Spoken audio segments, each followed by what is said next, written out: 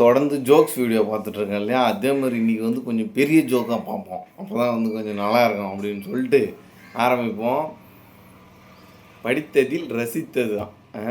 ஒரு முறை கணவன் மனைவிக்குள் தகராறு ஏற்பட்டு கணவன் மனைவியை அவன் தாயார் வீட்டுக்கு விரட்டி விட்டான். ஆனால் கணவனால் மனைவியை பிரிந்து இருக்க முடியவில்லை. அது கொஞ்சம் சந்தேகம்தான், கண்டிப்பாக இருக்க முடியும். அவளை மீண்டும் அழைத்து வர நினைத்து மனைவிக்கு போன் செய்தான். கணவன், நீ இல்லாமல் என்னால் வாழ முடியவில்லை, வந்துவிடு, நாம் சேர்ந்து வாழலாம் அப்படின்னு சொல்லிட்டு சொல்கிறாரு.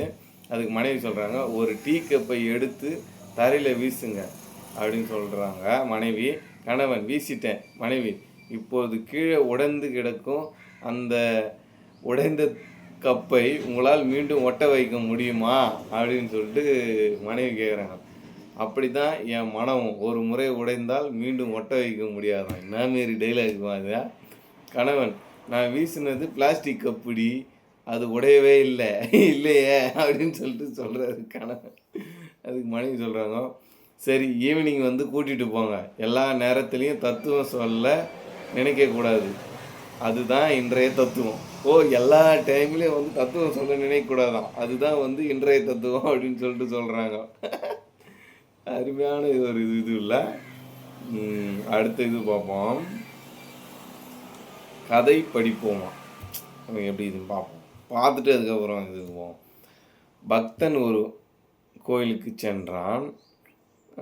அவனது கூடையில் ஆண்டவனுக்கு, இது கொஞ்சம் இந்த மாதிரி இதெல்லாம் நாங்கள் படிக்கணும், நல்ல ஜோக் வீடியோ மட்டும் தான் நம்ம வந்து பார்க்க போகிறோம். காப்பி அடித்தா இப்படி தான்.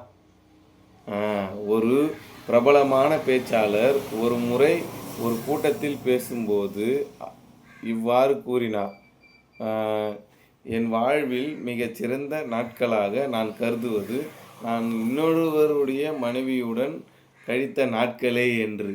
இதை கேட்ட கூட்டத்தினர் அதிர்ச்சி அடைந்தனர்.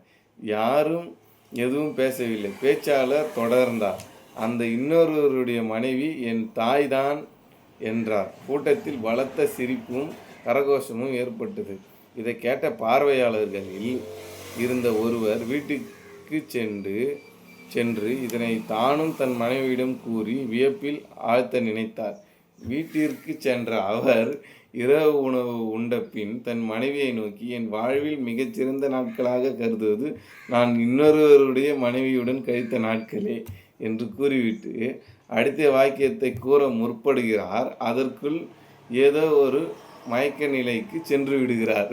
கண் விழித்து பார்த்தபோது அவர் மருத்துவமனையில் இருக்கிறார். அவரை அவர் மனைவி அடித்த உருட்டுக்கட்டையின் காயத்துடன்,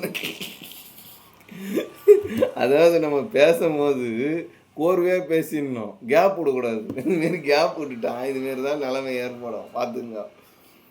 அதுலேயே ஒன்றும் இருக்குது. நீதி, அடுத்தவன் பண்ணுறாமனு நாமும் யோசிக்காமல் ஏதாச்சும் பண்ணினா இப்படி தான் நடக்கும், கண்டிப்பாக கட்டையில் அடிப்போம். அவங்க பேச்சாளர் ஒரு மேடையில் இருக்கிறாங்க, அவங்க பேசும்போது பார்த்திங்கன்னா ஒரு வித்தியாசமாக பேசுவாங்க. அது கொஞ்சம் கேப் விட்டு அவங்க மக்களுக்கு புரியணுன்றதுக்காக புரிகிற மாதிரி பேசுவாங்க. நம்ம வீட்டில் போய் பொண்ணாட்டிக்கிட்டு இப்படின்னா உதவாங்கிறோமே, நம்ம போயிட்டு இந்தமாரி பேசுனா எங்கேருந்து வேலைக்கு ஆகும்? கேப் விடாமல் கோர்வையாக பேசிடணும். அதுமாரி பேசுகிற மாதிரி இருந்தால், அதுவும் மனைவி கிட்டலாம் இதுமாரிலாம் விளையாடவே கூடாது. வேறு யாருக்கிட்டனா கூட விளையாடலாம், ஆனால் மனைவி கிட்டலாம் விளையாடக்கூடாது. ஏன்னா ரொம்ப கோவக்காரங்க இல்லையா, அதனால் விளையாடக்கூடாது. அனுபவத்தில் சொல்கிறியான்னு கேட்காதீங்க. தொடர்ந்து ஜோக் வீடியோ பார்க்கலாம். Thank you to all. இன்றைக்கி எனக்கு காமெடி சூப்பராக இருந்துச்சு எல்லாருக்கும். Thank you to all. பாய்.